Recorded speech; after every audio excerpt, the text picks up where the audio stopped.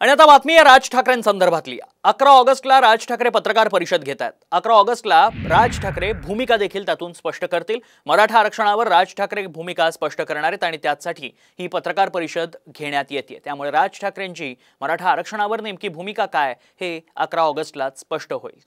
यासह विविध विषयांवर राज ठाकरे भाष्य करणार आहेत। त्यामुळे 11 ऑगस्टच्या पत्रकार परिषदेकडे आता लक्ष लागलंय। मनसेची नेमकी भूमिका काय, ज्या पद्धतीत महाराष्ट्र दौऱ्यावर राज ठाकरे होते तेव्हा धाराशिवमध्ये नांदेडमध्ये ज्या पद्धतीत त्यांना घेरण्यात आलं, मराठा आंदोलकांकडून आक्रमक पवित्रा घेण्यात गेल्याचं पाहायला मिळालं होतं। या सगळ्या पार्श्वभूमीवर राज ठाकरे काय भूमिका घेतात हे पाहणं महत्त्वाचं असणार आहे।